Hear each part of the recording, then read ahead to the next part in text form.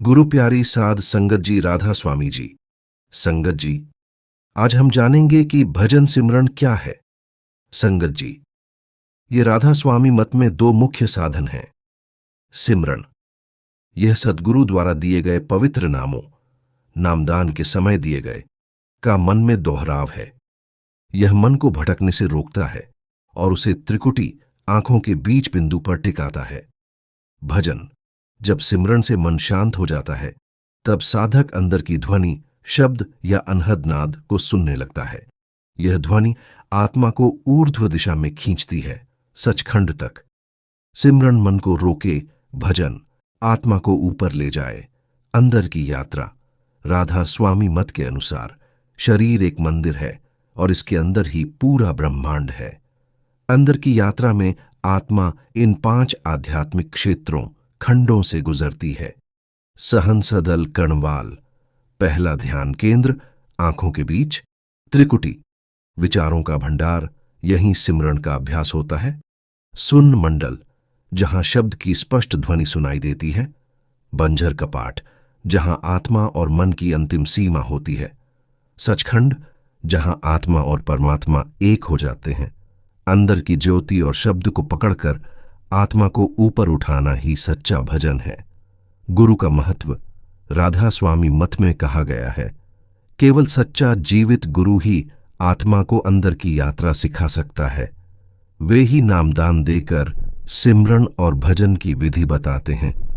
गुरु को ईश्वर का प्रकट रूप माना जाता है। वही आत्मा को भटकते हुए कलयुग में रास्ता दिखाते हैं। राधा स्वामी सत्संग का उद्देश्य, सत्संग केवल उपदेश देना नहीं, बल्कि आत्मिक अनुभव तक ले जाना। सत्संग में कहानियां, शब्द, भजन और महापुरुषों की वाणी के माध्यम से आत्मा को जागृत किया जाता है। सत्संग में जो कुछ सुना जाता है, उसे अभ्यास, भजन सिमरन के रूप में जीवन में उतारना ही असली लाभ है। कुछ प्रेरणादायक वचन, नाम की महिमा अगाध है, वही भवसागर की नौका है। भीतर जो नाद बजे, वही परमात्मा की पुकार है। जिसने मन जीता, उसने संसार जीता।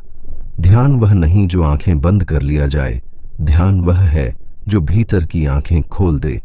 गुरु बिना नाम नहीं मिलता, नाम बिना पार नहीं मिलता। सत्संग वह दर्पण है जिसमें आत्मा अपना असली रूप देखती है। साधना में आने वाली चुनौतियां, राधा स्वामी मत में यह भी स्पष्ट किया गया है कि यह यात्रा सहज नहीं है। भीतर जाने के मार्ग में कुछ बाधाएं आती हैं। मन की चंचलता, सिमरन के दौरान मन भटकता है। इसका इलाज निरंतर अभ्यास है। आलस्य और मोह, शरीर और संसार की आदतें साधना में रुकावट बनती हैं। धैर्य की कमी, कई बार साधक जल्दी फल चाहता है, जबकि यह गहराई से उतरने की यात्रा है। उपाय, गुरु की शरण, नियमित अभ्यास, संयमित जीवन और सत्संग में जुड़े रहना। जीवन में सिमरन और भजन को कैसे लाए? सुबह ब्रह्म मुहूर्त 4 से 6 बजे में सिमरन भजन का अभ्यास करें। दिन भर मन में धीमे स्वर में नाम का स्मरण करते रहें। इसे अंतर जप कहते हैं। क्रोध, ईर्ष्या, अहंकार से बचें, क्योंकि ये अंदर की ध्वनि को सुनने में रुकावट बनते हैं। हर सप्ताह कम से कम एक सत्संग में भाग लें। यह साधना को ऊर्जा देता है। अंतिम लक्ष्य क्या है? राधा स्वामी मत में आत्मा का अंतिम लक्ष्य है परमात्मा से एक होना, सचखंड पहुंचना। यह केवल जानकारी से नहीं, बल्कि अनुभव से संभव है। जब आत्मा भजन सिमरन के माध्यम से शब्द में जुड़ जाती है, तो अपने आप हम रूहानी द्वार तक पहुंच जाते हैं। राधा स्वामी जी।